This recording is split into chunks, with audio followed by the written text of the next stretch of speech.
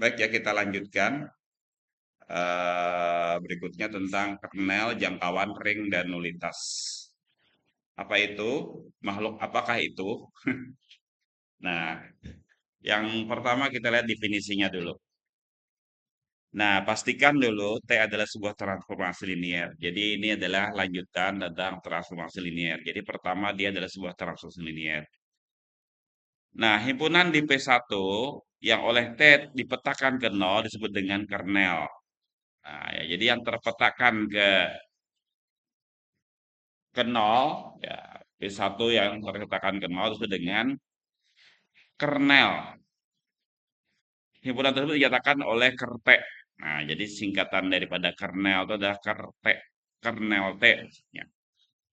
Himpunan semua vektor dp2 yang merupakan bayang dari T dinamakan jangkauan dari T atau dinyatakan dengan RT.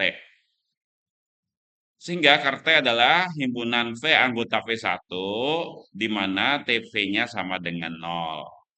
Kemudian RT adalah W anggota V2 di mana TV sama dengan W. Untuk setiap V anggota V1. Nah, itulah yang disebut dengan kernel dan jangkauan.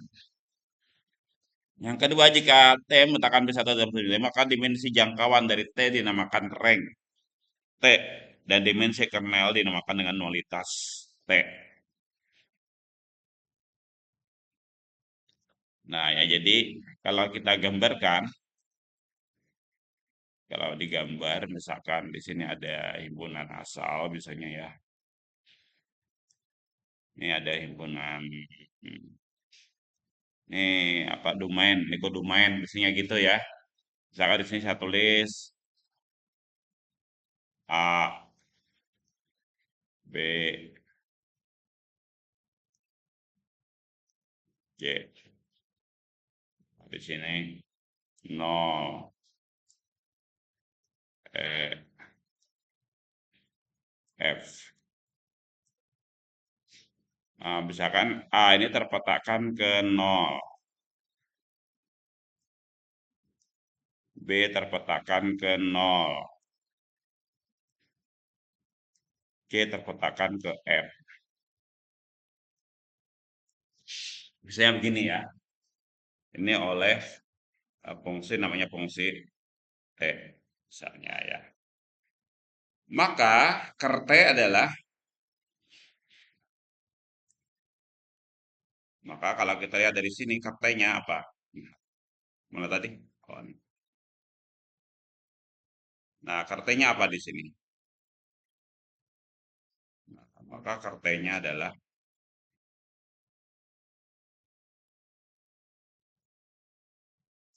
nah kerte, himpunan apa kerte? Coba. Apa kira-kira Pen? Wah, hebat sih, Lida. A dan B ya. Kenapa? Karena dia terpetakan ke 0 ya. Jadi A dan B. Kemudian kalau RT, apa RT?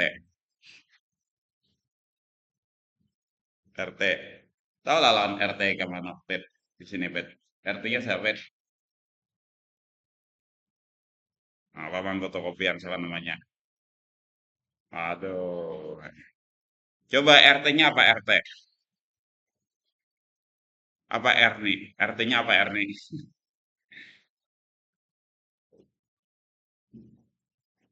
Anggota kodomain yang punya dia merupakan bayangan dari domain. Berarti apa di situ? Nol dan F. Ya. Nah, jadi begitu kalau kita lihat dari contoh sederhana seperti ini. Ini adalah kernel. Kernel T-nya adalah A dan B. Kenapa A dan B? Karena A dan B ini terpetakan ke nol. Anggota RT ya kenapa nol dan F? Karena E nggak punya teman di sini. E dalam kesendirian.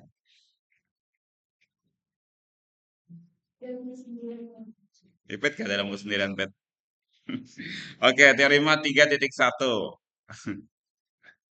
Jika T memetakan P1 ke P2. Paham ya tentang kernel dan R ya? Oke.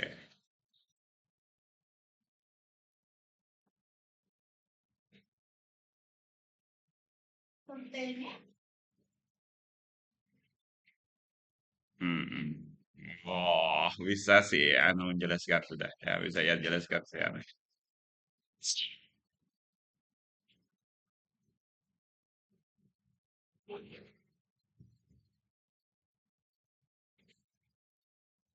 Berarti kan tidak kosong, berarti kernelnya. Jika T meletakkan B1 dan terus ini, maka T0 sama dengan nol. Nah, jadi kalau dia terus linear, maka T0 itu ke 0. T min P dan T min P, dan seterusnya. Jika T benar terus linear, maka kernel T adalah ruang bagian dari V1. Nah, betul kan? Dia ruang bagian kan ini. Ker T adalah ruang bagian dari domain kan. Ini. Jadi dia ker T adalah ruang bagian dari domain. Kemudian RT adalah ruang bagian dari kodomain, ya kan? Seperti itu ya.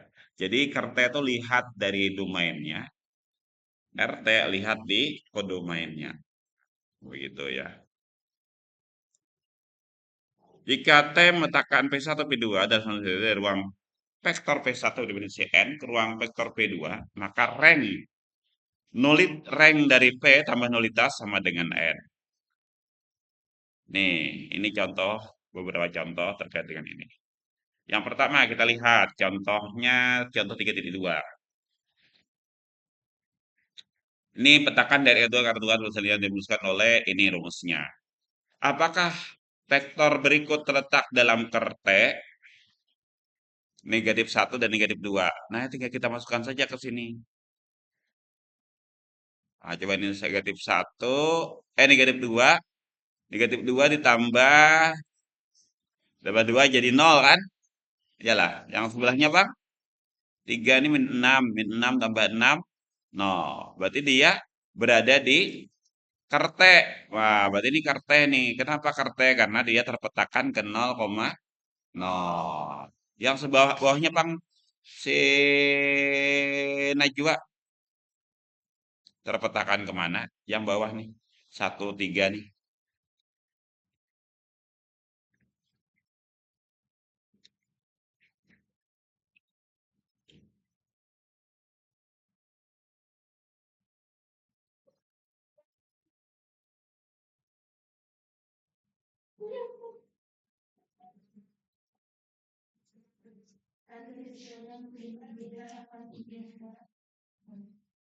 Gimana?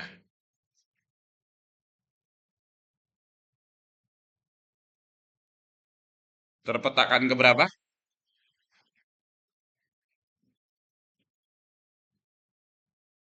Terpetakan kemana Judi? Kalau 1, 3 terpetakan kemana? Hah? 5 dan 15. Berarti dia anggota kerte enggak? Tidak, karena dia tidak terpetakan ke 0,0. Ya begitu ya. Nah, kemudian yang kedua, apakah berikut ini terletak di RT? Tanya Pak RT aja ya kan. Mengetahui ada di RT enggak? Nah, berarti kan tinggal tanya Pak RT. Oke, ini jawabannya tadi ya. Nah, ini ternyata menghasilkan 0,0, berarti dia adalah terletak dalam kernel T. Yang kedua, ternyata menghasilkan min negatif 5. Negatif 5 ya?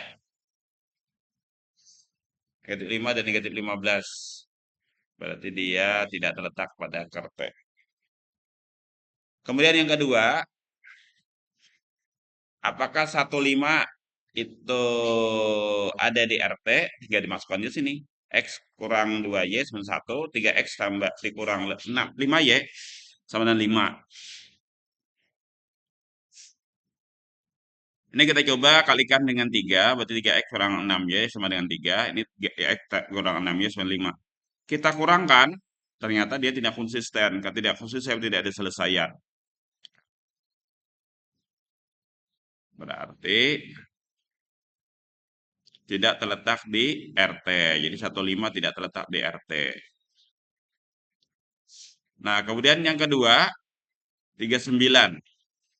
Nah, kita selesaikan. Oh, ternyata banyak sekali selesaiannya. Nah, berarti 39 terletak di RT.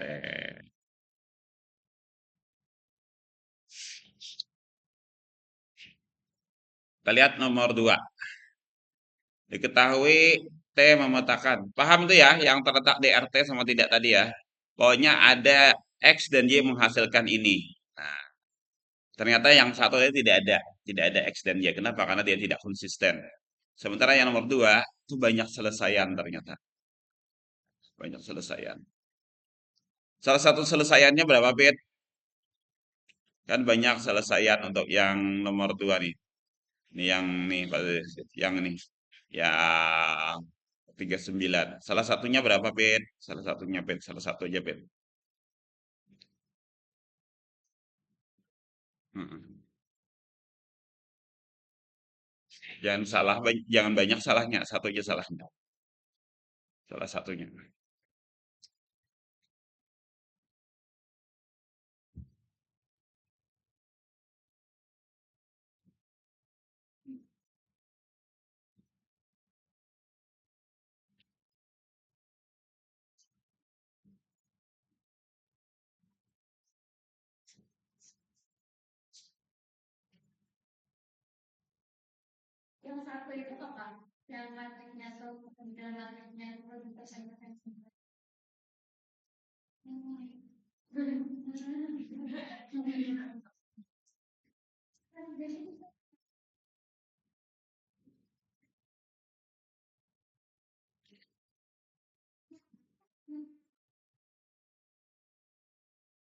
Kenapa, Pet?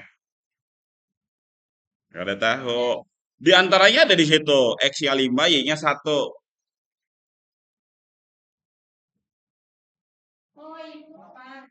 Iya kan?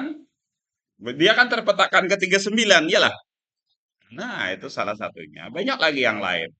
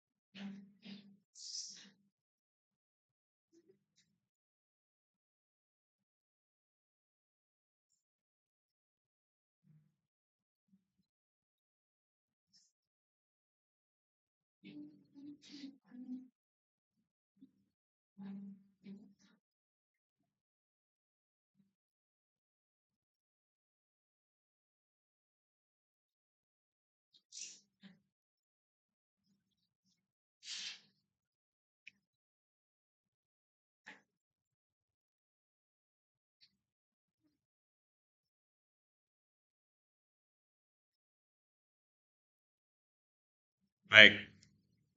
Ngerti nggak? Ngerti ya? Banyak kan? Apalagi yang lain kira-kira, Pet? Selain 5 dan 1, apalagi?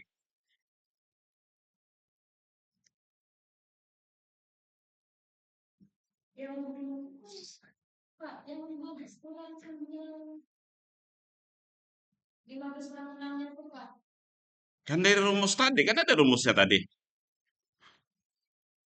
Ada rumusnya kan?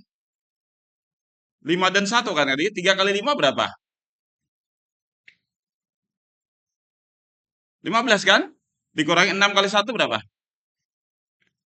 Iya kan? Itu salah satunya saja. Salah yang lain berapa lagi? Coba si Mayada bang, berapa lagi Mayada selain 5 dan 1?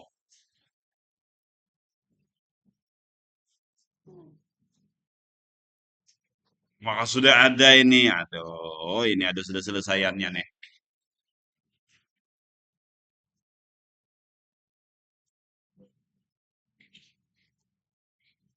Maka sudah ada di sini.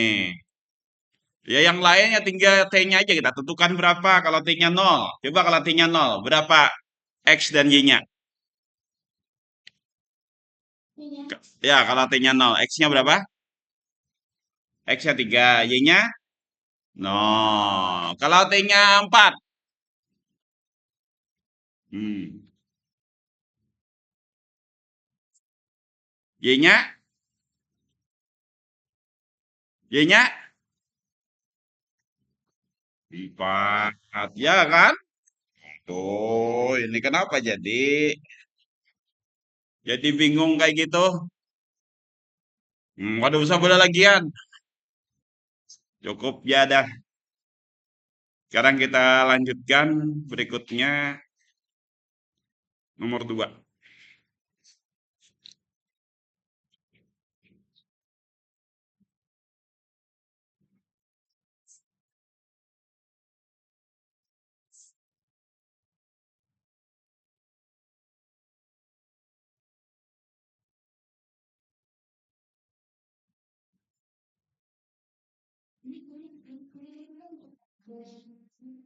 Diketahui T memetakan dari R3, R3 rumuskan rumusnya ini ya. Tentukan pertama ranknya, yang kedua adalah nulitas. Nah, ini tinggal kita selesaikan. Nah, kita selesaikan. Nah, ini kan bentuknya setelah diubah menjadi matriks yang diperbesar gini kan, 157. Ini susah ini tadi. Oh, tadi. 157 yang X-nya ya. Sebenarnya tidak mesti juga sih begitu, bisa juga tulis seperti persamaannya juga boleh sih.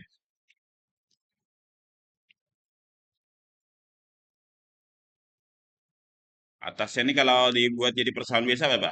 1, -1, 3. Sama aja. Jadi kadang mesti harus kayak gini. Ini kan gini ya.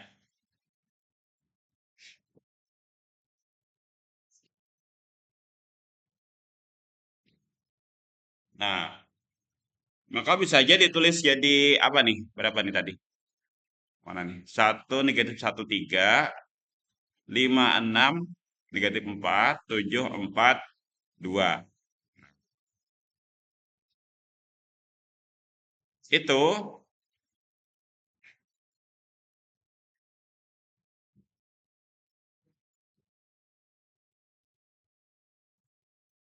kalau diuraikan nanti pasti sisanya dua, dua baris saja juga, ya kan?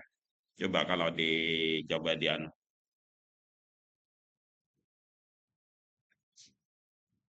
Ini. Ini bukan penyelesaiannya ini. Nah, sama kan? Dua baris itu kan tersisa 1, 0, 14/11, 0, 1, -19/11, 0. Nah, dari sini berarti karena tersisa dua baris, berarti ranknya kan 2. Sama aja kan?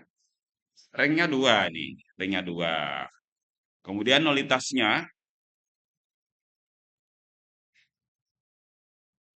1. Kenapa? Karena ada permisalan cuman gini ya kan. Kalau berarti kan dari sini ketemu X-nya sama dengan -14/11 T. Kemudian Y-nya adalah 19/11 T. Dengan demikian, vektornya cuma satu, yaitu -14/11, 19/11, 1. Nah, berarti nulitas T-nya 1. Nah, betul kan kalau rank-nya 2, nulitasnya 1, kalau ditambahkan jadinya 3. Nah, begitu. Paham?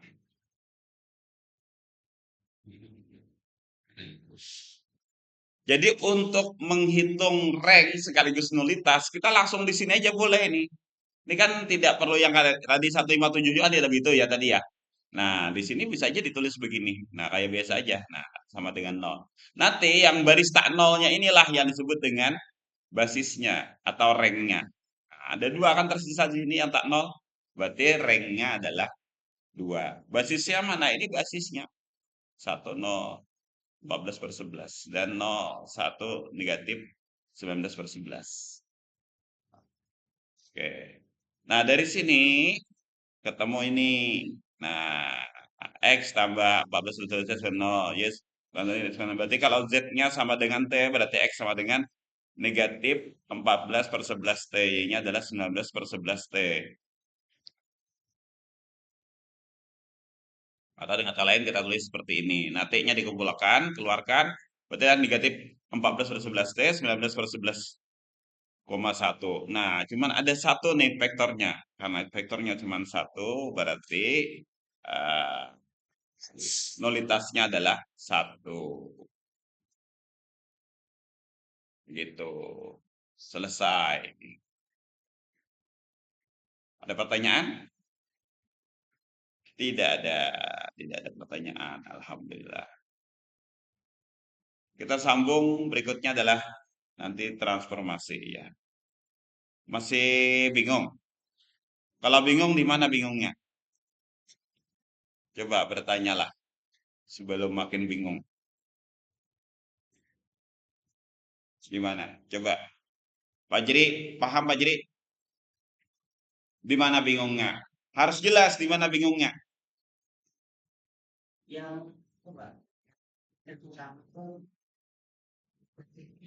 Nah, ini dari sini. Ditulis apa dengan nol? Ya nol kan bawahnya. Operasi baris elementer. Masya Allah, sudah lupa dengan operasi baris elementer. Mayada, mayada. Tuh, hai. Bagaimana cara menolkan bawahnya mayada? Satu kali berapa mayada? Negatif 5. Negatif 1 dikali negatif 5 berapa pin? Negatif 1 kali negatif 5 tambah 6. Nah, kayaknya 11. Sebelahnya lagi. 3 kali negatif 5 ditambah negatif 4. Negatif 19. Oke, untuk menolkan baris yang ketiga dikalikan berapa? Negatif 7. Hasilnya gini kan. Nah, ini karena sama, bisa aja sebenarnya langsung nih menolkan bawahnya. Bisa menolkan di bawahnya kan langsung nih. Ini kan sama nih, berarti 0, 0, 0, 0 aja udah lah, nggak perlu kita pedulikannya ini. Berarti ini nanti jadi 0, 0, 0 semua. Kemudian setelah ini jadi satu utama, berarti ini kan dibagi dengan negatif 11, ya kan. Supaya jadi satu utama, kemudian dia menolkan atasnya. Oke, paham itu ya? Iya, sampai saling baris reduksi.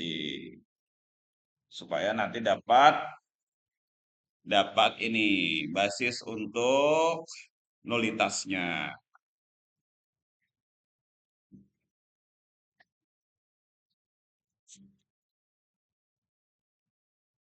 Oke, ada lagi pertanyaan? Tidak ada pertanyaan.